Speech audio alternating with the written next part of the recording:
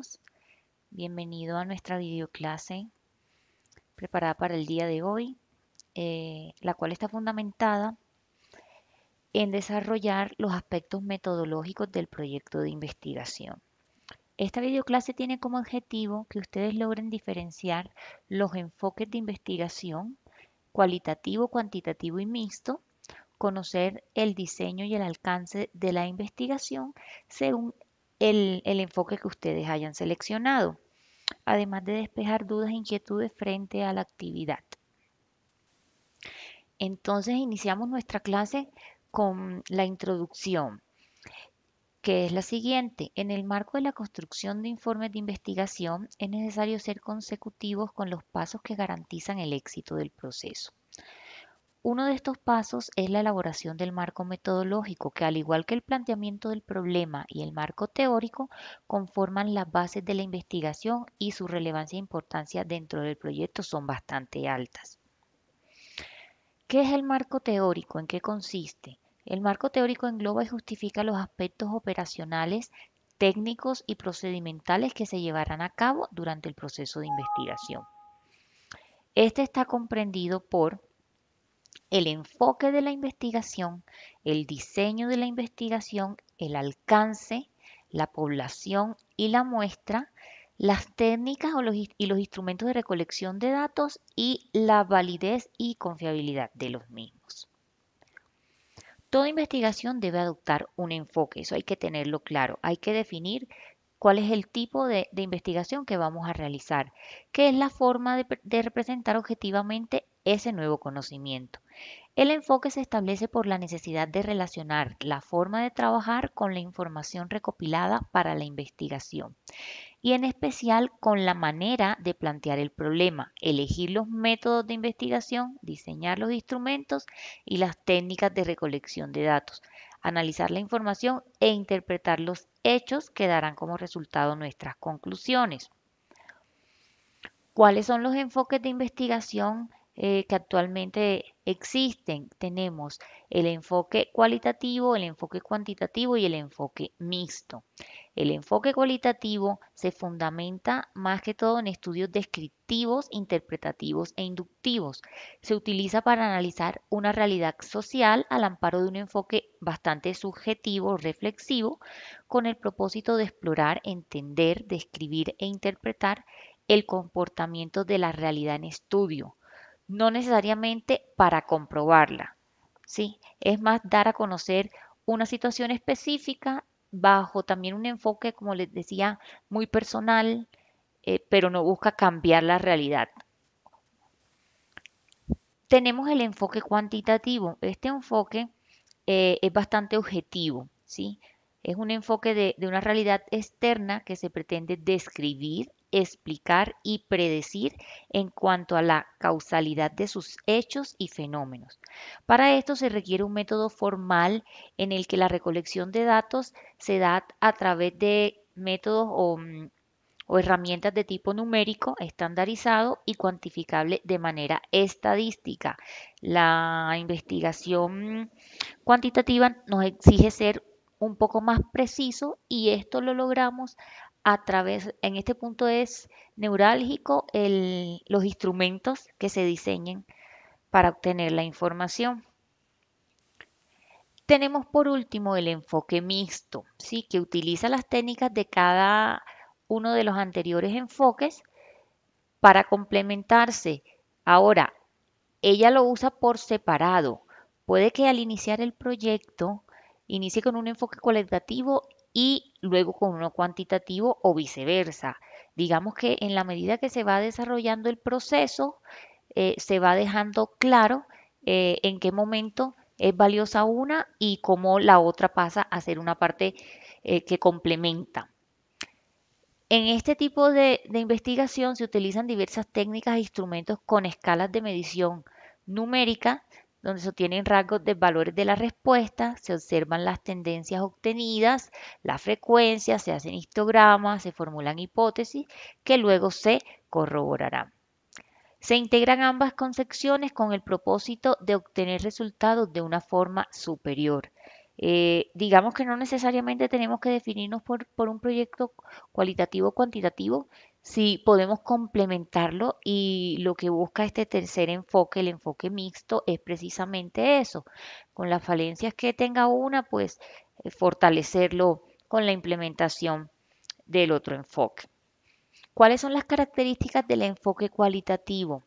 Los marcos generales de referencia son la fenomenología, el constructivismo y el interpretativismo. Dentro del enfoque cualitativo existen varias realidades subjetivas que varían de acuerdo al individuo, grupos o cultura. El planteamiento del problema es abierto, libre y flexible.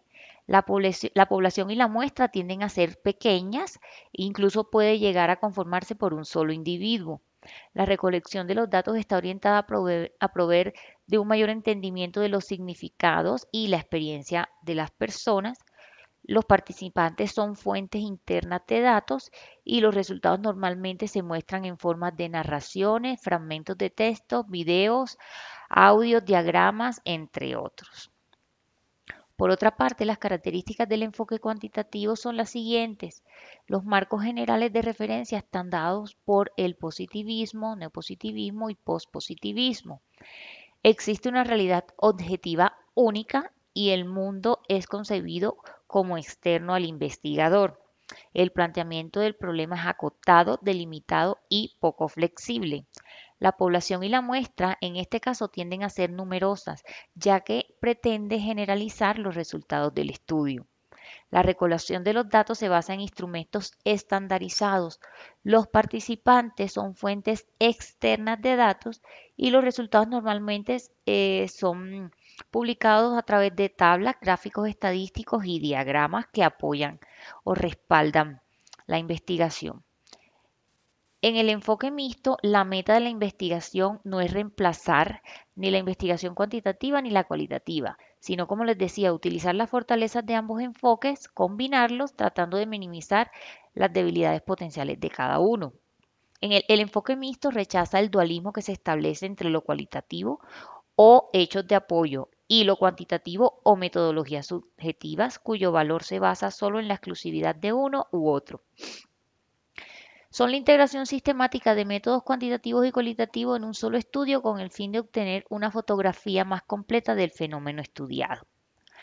Pasemos ahora entonces al diseño de la investigación. Nos queda claro entonces que al definir el enfoque tenemos tres opciones: enfoque cualitativo, enfoque cuantitativo o enfoque mixto dentro del proyecto de investigación. Conozcamos ahora entonces el diseño de la investigación. Al hablar de diseño, hacemos referencia a la estrategia que adoptará el investigador para dar respuesta al problema, dificultad o inconveniente planteado en el estudio. Entonces, desde el diseño de la investigación tenemos dos categorías: el diseño experimental y el no experimental. El diseño experimental es cuando se realiza una acción, es decir, se van a manipular las variables y se van a estudiar las consecuencias presentadas derivadas de esta manipulación. En este tipo de diseño hay una intervención porque el autor provoca una situación y estudia todo lo que esta situación genera. Dentro del diseño experimental, entonces tenemos tres tipos: preexperimentos, experimentos puros y cuasi experimental. Y dentro del diseño no experimental, entonces debemos entender que en este tipo de diseño no se van a manipular las variables objetos de estudio, solo se observan los fenómenos tal como se presentan en su ambiente natural para después ser analizados.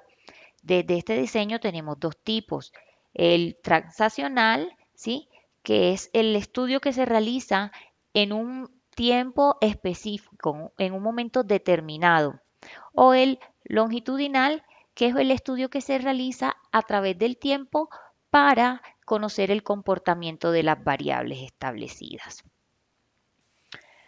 Bueno, dentro de la investigación cualitativa tenemos varios diseños. Tenemos la teoría fundamentada, cuyo propósito es desarrollar teorías basadas en datos empíricos y se aplica a áreas específicas. Tenemos los estudios etnográficos, que pretenden describir y analizar ideas, creencias, significados, conocimientos y prácticas de un grupo, cultura o comunidad específica.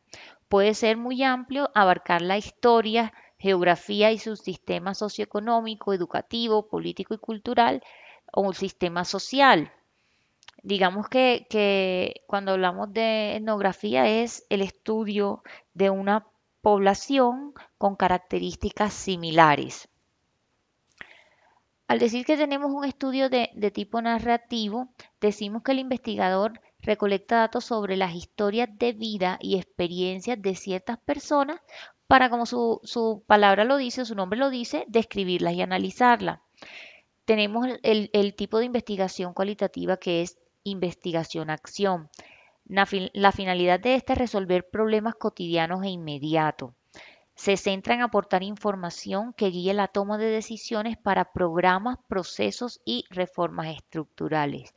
Por último, tenemos los estudios de casos. El estudio de caso, como su nombre lo indica, va a abarcar una situación particular y se centra en el estudio de las dinámicas de casos particulares. Tenemos entonces, por otro lado, los diseños de la investigación cuantitativa más que todo. Aquí tenemos el diseño preexperimental, experimentos puros y cuasi experimental.